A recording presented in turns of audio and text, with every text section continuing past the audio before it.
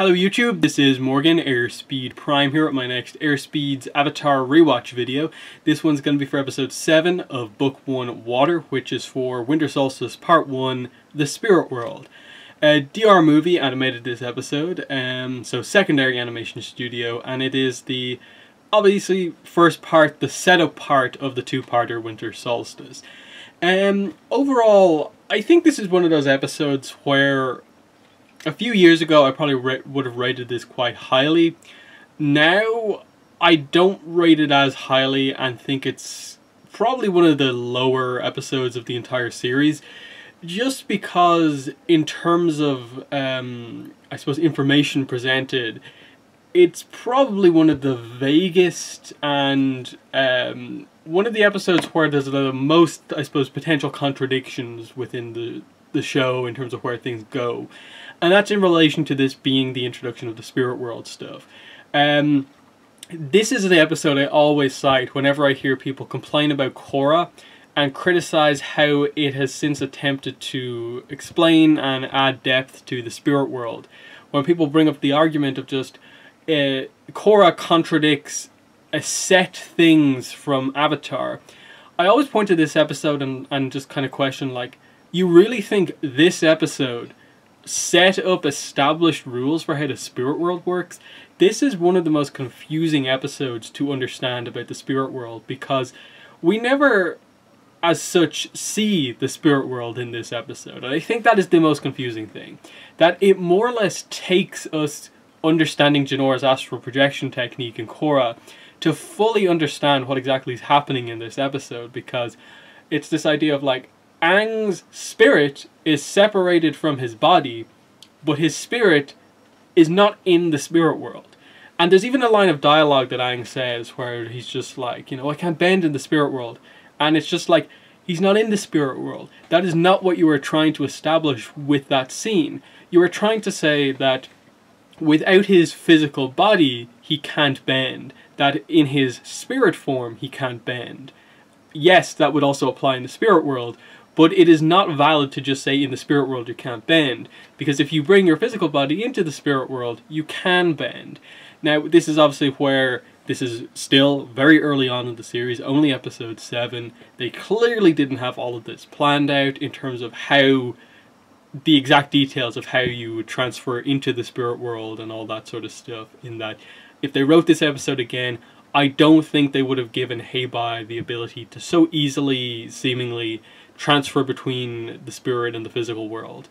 This even goes as far as Book 2, in that even Wan Shi Tong, I don't feel they necessarily would have just casually given him that ability to be able to just instantly bring his library to and from the spirit world.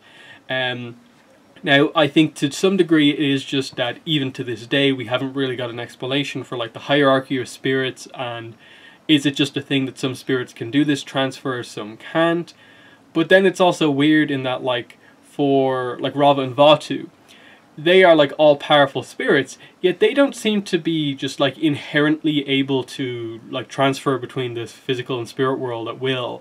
They kind of seem like they have to use the portals themselves.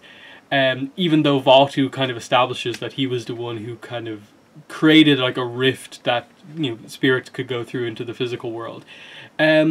So I definitely criticize this episode a lot for just being very, very vague about how the spirit world works and what exactly is going on. Now, of course, you don't need to go into specifics about why the winter solstice and the summer solstice are both spiritual kind of events, in terms of, like, okay, you try to get into celestial objects and what's exactly going on here, but just take them as there are two spiritual days during the year where both worlds tend to overlap a little bit, and then harmonic convergence is the one day that happens every 10,000 years where it's, like, complete and utter, the two worlds are basically one and the same. So there's that. And then, like, this basically being our first exploration of spirits, I think Heibai is interesting, and I think there's a lot of cool ideas presented here, but very clearly if they had a chance to rewrite this episode, I think they would have gone more heavily down the dark and light spirit road with Heibai, in terms of having the panda form be his light spirit form, and having the giant, you know, monster version of him I think they would have had more of a purple glow around him to emphasize the dark spirit aspect of him.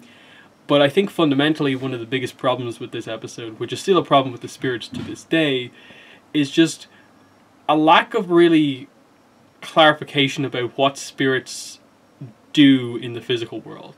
Why is Heibai in the physical world kind of revered as the black and white spirit? Why is he seen as the guardian of this specific forest? That is something that we don't necessarily know. Beyond just that the spirits seem to enjoy nature, the question obviously becomes, why do they enjoy nature in the physical world versus just sticking to what they have in their own world? And that's another issue with this episode, of not really establishing anything about the spirit world and potentially why spirits would want to be in the physical world at all. Because even going into stuff later on in this episode, Sokka is taken into the spirit world. That's one of the key plot points that basically Aang is trying to solve in this episode. How to get Sokka back after he's brought by Heibai into the spirit world.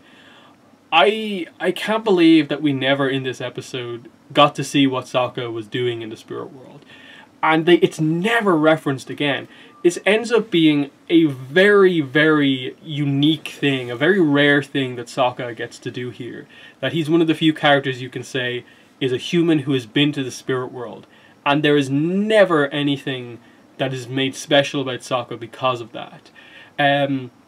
He never references it. He never talks about it, when in fact he goes to the spirit world before Aang does. And that is crazy to think about, and especially in an episode where they establish Iroh having like a unique spiritual connection, because he's been to the spirit world more or less before.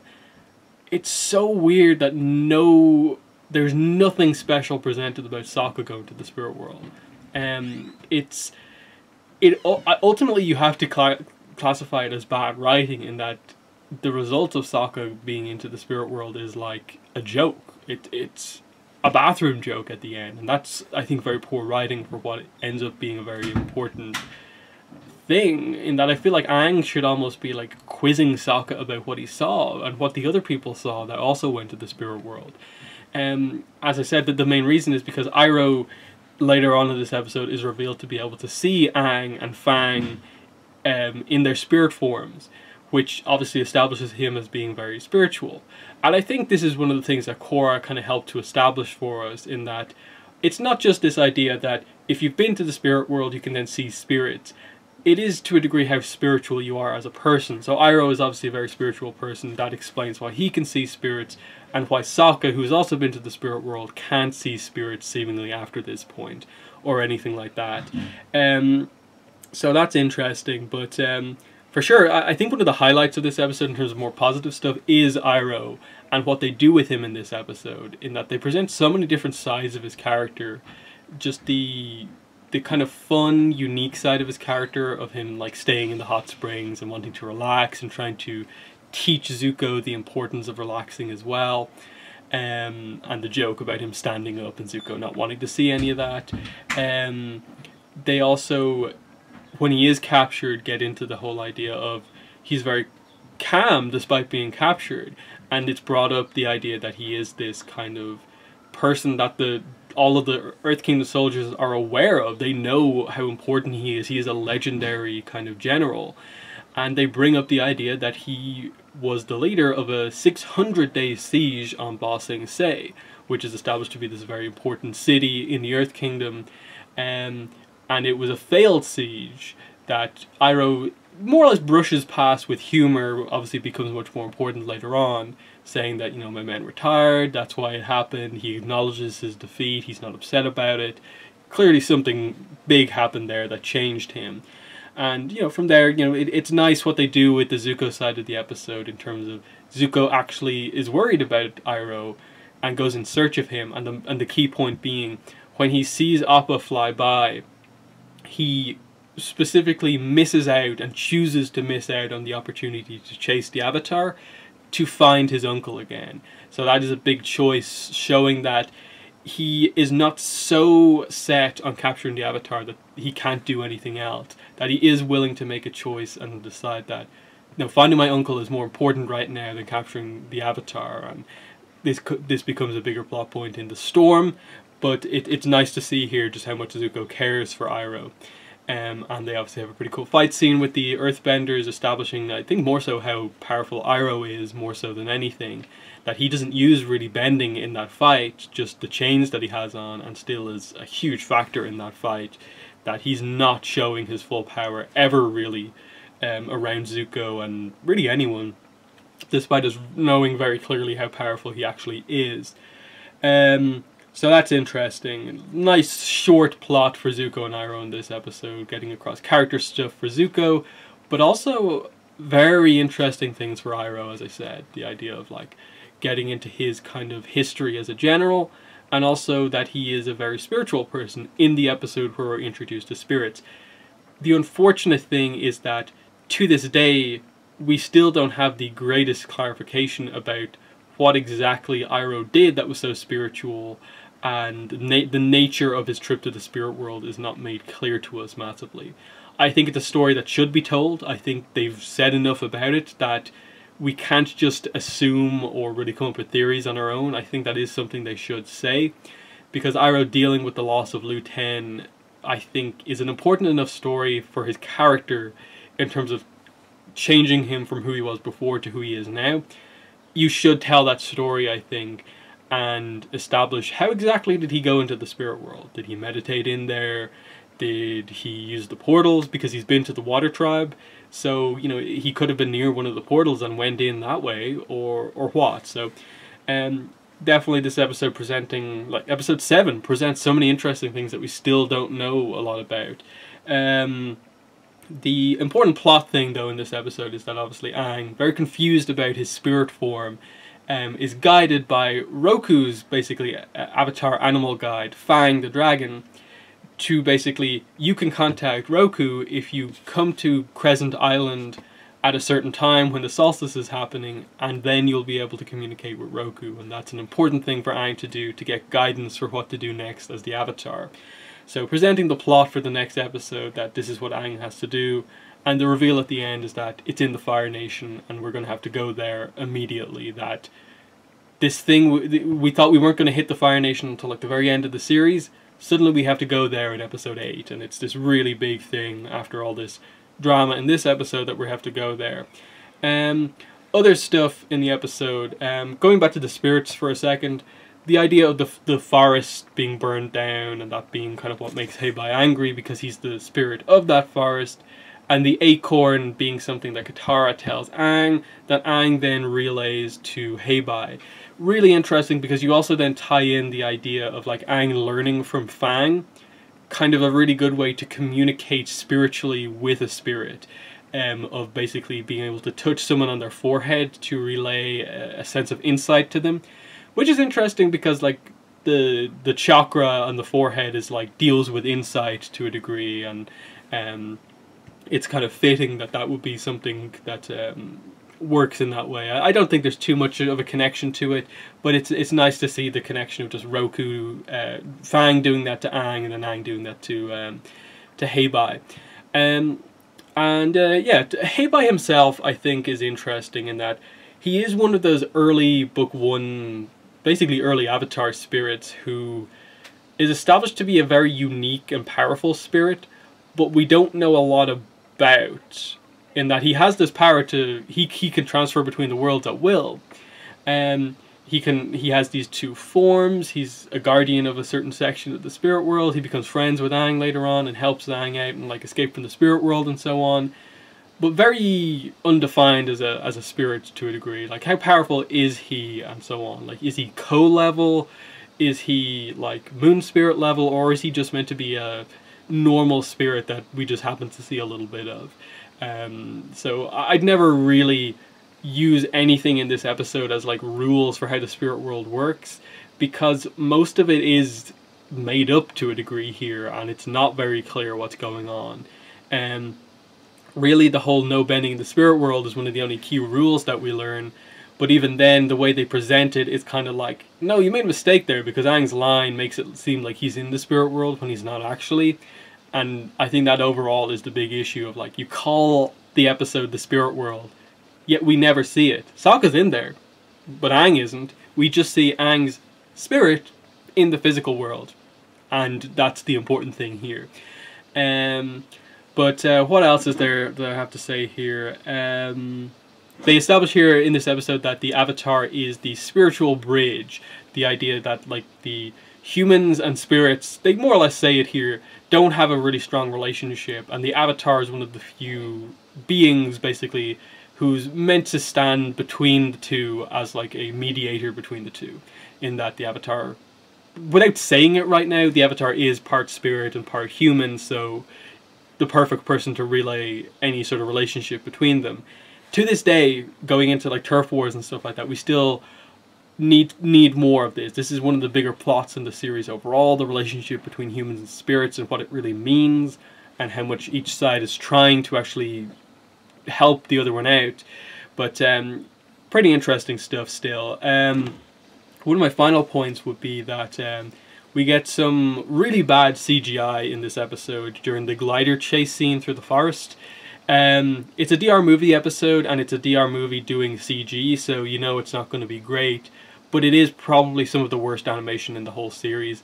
I get maybe why they wouldn't want to 2D animate such a kind of specific scene about like the amount of animation they'd have to do just to make that work. Maybe CG was better for them, but it doesn't look very good when you watch that scene. They very clearly make it dark so that you can't see the CG model that well, but it's still, you can tell it looks really, really kind of stiff and kind of wooden.